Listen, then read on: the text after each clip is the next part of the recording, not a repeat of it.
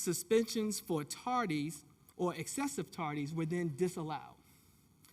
Drug and alcohol possession was no longer allowed as an automatic expulsion.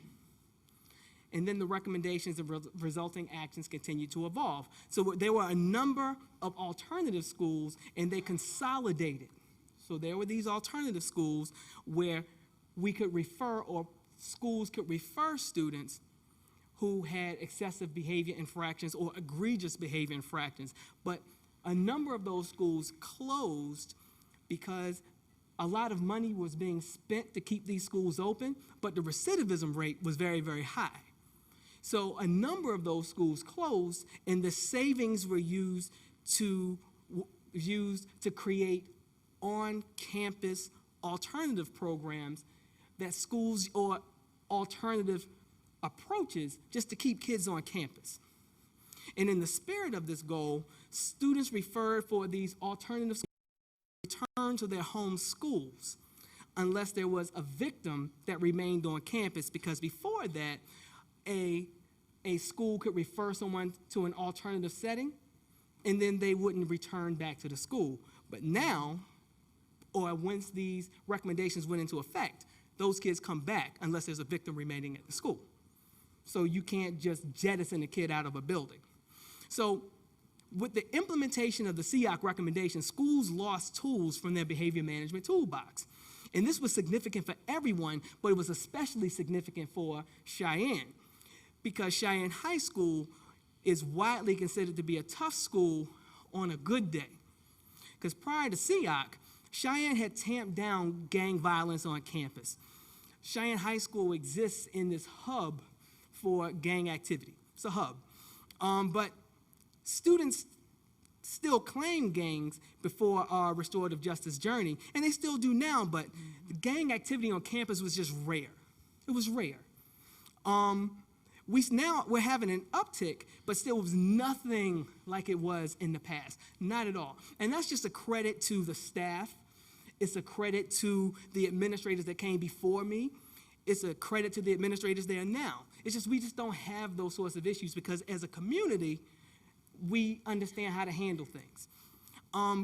We've gotten kids to care about graduating. So whereas the graduation rate was in the 60s, 60%, then after that, even before the standardized test as a barrier to graduation was removed, the graduation rate jumped. It was a huge jump because we got kids to understand, this is something you must do. You must graduate. You're not going to sit here and not graduate. So we got kids to care about graduating, so poor behavior in classroom, it just wasn't as frequent as it was. But it had become more brazen. It did become more brazen. So kids had gotten so bold that they took on adults, including our armed school police. So in some places you have school resource officers. We have a police force in schools, okay? So when these changes came down, they impacted us, but we were fine with the changes because we know what to do. In our community, we know what to do if an adult shows up in the parking lot to act up. We know how to handle that. We know what to do if a gang set on campus has problems with another one. We know how to keep the peace. We understand how to do that. We know how to calm things down before things go down. It's just a credit to the staff. It's a credit to the students. We just understand how to handle things. But some of our other colleagues in the city, they had challenges, and they had to learn new skills real fast. And we all found ourselves in this new era of school-wide behavior management. But the directive to keep all students safe, sound, and to make sure that all students have an equal opportunity to be successful, that directive had not changed. That is our moral imperative. It had not gone away. And restorative justice was our response. It was how we kept students in school, safe, learning, and connected to us. Restorative justice was needed in our school because it's a different day and a different time. Now, what used to work back in the day to change students' behavior may not work now. And if you think about the conversations you all have had at your schools, and you think about the way things have evolved, what worked for old school kids might not work for these new jack kids. And And I know these are conversations. Come on, Atlanta. I know you've had these conversations in your schools. Something had to change. For us, something had to change. And that something was us. We had to change. Now, we're going to do a turn and talk. Now, before we dive deeper into restorative justice at Cheyenne, we're going to do a turn and talk to process some of what has been shared. And we have people in here from all over the country, brilliant minds right here in this room right now. So, here's what we're going to talk about. What are you doing in your schools or districts or states to reduce suspensions and expulsion for students? And then specifically, what are you doing to reduce suspensions and expulsions for students of color? Those are the two things you all are about to talk about. So Sully's going to hook us up with some tunes, and we're going to have this turn and talk. Again, you're going to talk about two things. What are you doing to reduce suspensions and expulsions of students in general? And what are you doing in your school, in your district, in your state to reduce suspensions and expulsions for students of color? Everyone know what we're about to talk about? Okay, so let's take about 3 minutes or so. Sully, hit us with some tunes, and let's take 3 minutes. So let me briefly tell you about the origin story of restorative justice at Cheyenne. So before we launched RJ, I asked 2 classes of students to research RJ. I had done my own research, but I wanted 2 classes of students to do some research to tell me what was important to them and the components they felt must be in an effective, functioning restorative justice program at their school. And I used their ideas as a starting point. Then I took a team of teachers to a conference about restorative justice, actually the team that we have right here. But most of the folks at the conference were all from the criminal justice world. Very, very, very few schools. Very few schools. But between the research of the kids and the conference, we learned enough to get started.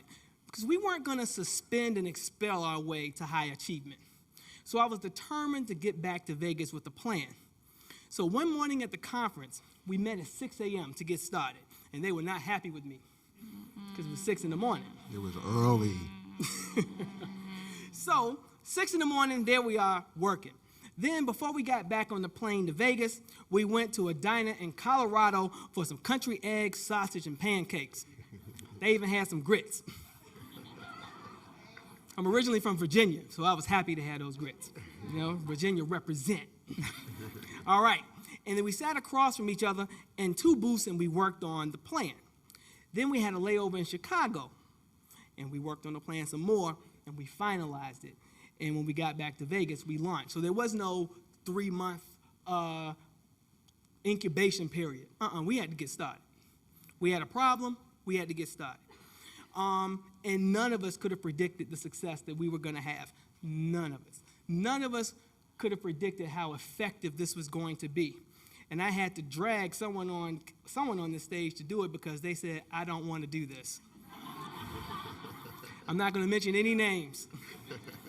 And little did we know that we had to be successful because now restorative practices are the law in Nevada. There is no choice. It's the law. Okay? Now, here is our operational definition of restorative justice. So restorative justice in schools is an intervention that is designed to help students repair harms they have done to persons in the community or the community as a whole. This whole notion of repairing the harm done to a person or to the entire community. So sometimes folks say, what do you mean by the entire community? I don't want to hear you using bad words. So funny, I mean, like I can't hear. And I know you all have the same thing. Well, maybe not. Maybe students in your schools don't use nasty words. Maybe not. But I'm like, my office is right here. You think I don't hear that? And repairing harms, these mental models, symbols, and totems. So you put those on the screen, the mental models, symbols, and totems. They may not get the results that they used to. Now, do any of these look familiar to you from your childhood? These are the tools of authoritarian behavior management or extreme behavior management techniques. I remember walking through the grocery store and my mama would have some of these techniques with her. Now,